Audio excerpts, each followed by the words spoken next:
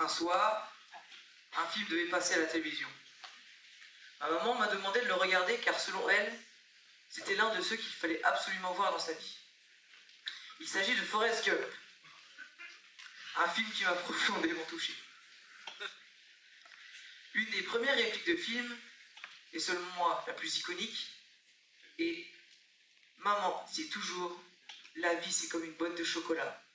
On ne sait jamais sur quoi on va tomber. » Et en effet, la vie est pleine de surprises.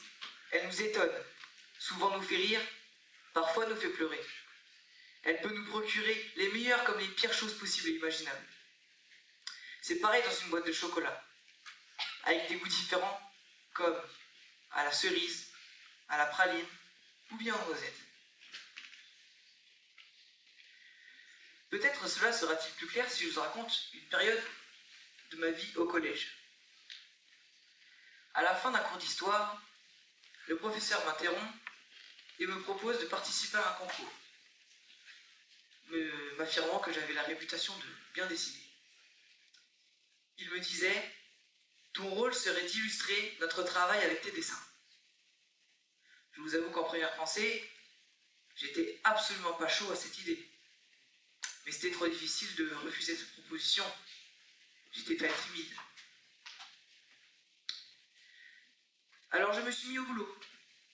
Et quand je me suis mis à faire les premiers dessins, j'ai vite apprécié ce boulot. Pas trop difficile entre nous. J'ai même chanté auprès du reste du groupe, et finalement, on a gagné le concours. Autre exemple, un Kinder Surprise.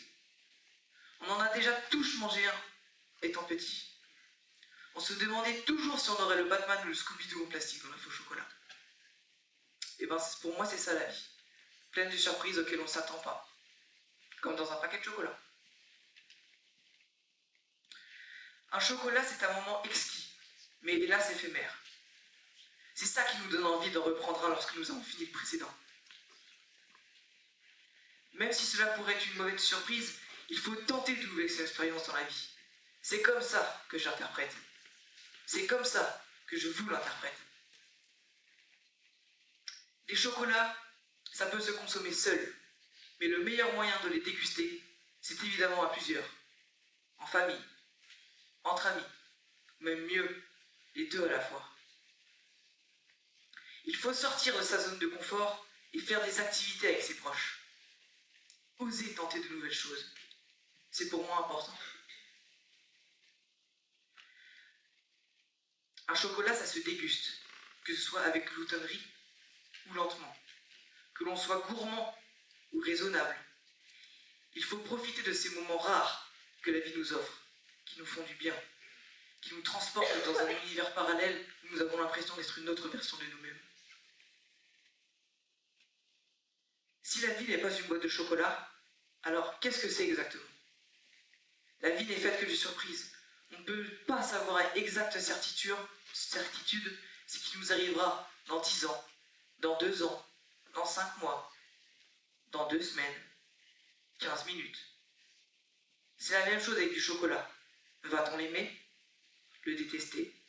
Sera-t-il fourré à la praline ou à la cerise? Le chocolat, c'est une gourmandise. Le chocolat, c'est une friandise. Et celui qui m'assure que la vie ne l'est pas a tort. C'est un cadeau qui nous est donné, comme un paquet de chocolat durant une fête quelconque. Bien sûr que parfois la vie est cruelle, comme un paquet de chocolat peut être périmé. Mais notre vie, notre existence, est comme le cacao. Facile à apprécier, quels que soient les obstacles lui sont en route. Alors la prochaine fois que l'on vous offre une belle boîte de chocolat, remerciez la personne qui vous l'offre. Mais remerciez également la vie qui vous donne l'occasion de déguster ces délicieuses friandises.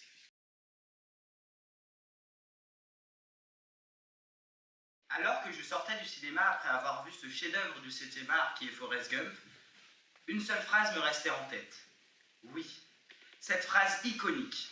La vie, c'est comme une boîte de chocolat. On ne sait jamais sur quoi on va tomber. Je ne sais pas pourquoi, mais elle me fait bizarre, pas vous. La vie, une boîte de chocolat. Sérieusement, La vie, une boîte de chocolat. Mais c'est quoi cette absurdité que le réalisateur nous a mis là? Il y avait plein d'autres métaphores possibles, mais pas une boîte de chocolat. Je ne sais pas moi, un long fleuve tranquille comme le dit l'adage, ou même encore pour les plus rêveurs d'entre nous, le pays des bisounours. Tout sauf une boîte de chocolat. Alors que clairement, une boîte de chocolat ne peut pas refléter la vie telle que le ferait un miroir. Vous avez déjà vu une personne vous dire qu'il avait lu l'avenir de sa vie dans le fond d'une boîte de chocolat? Non. Et vous savez pourquoi? Car on lit ça dans le fond d'une tasse de café, avec le café laissé par un prof, parti courir en cours quand la sonnerie a retenti. Alors, la vie est une tasse de café? Non. La vie, c'est simplement et basiquement la vie. Cette chose inexplicable peut se définir en 3 mots simples. Naître, vivre et mourir. Mais si la vie est aussi simple que ça, elle se doit d'être savourée comme une boîte de chocolat, me diriez-vous. Mais la réalité est tout autre. Car oui, la vie se doit d'être savourée de bien des façons. Alors, il faut en connaître tous les goûts, les bons comme les mauvais. Or, dans une boîte de chocolat, nous ne savons pas à l'avance ce qu'il s'y trouve. Et si cela ne nous plaît pas, on a juste à la laisser de côté. Mais dans la vie, la réalité est tout autre. Nous sommes toujours obligés de faire avec les relous du bureau, tous les jours, bien qu'on ne puisse pas les supporter. Et c'est pour ça que nous devons faire des choix qui guident celle-ci. Tout ce qui fait votre vie, ce sont vos choix passés. Tout ce qui fait ce que vous êtes actuellement, ce sont vos choix de vie antérieure. Donc si l'on reprend mon histoire de boîte de chocolat, notre vie est bien plus aléatoire que ça. Car oui, nous ne savons pas ce qu'il s'y trouve. Or, dans une boîte de chocolat, nous sommes toujours obligés de retourner la boîte pour voir si elle ne contient pas de chocolat à la liqueur qui nous ferait une mauvaise surprise en le mangeant. Donc, nous choisissons notre boîte, mais nous ne choisissons pas ce qu'il s'y trouve. Et si cela ne nous plaît pas, on a juste à la laisser à nos collègues.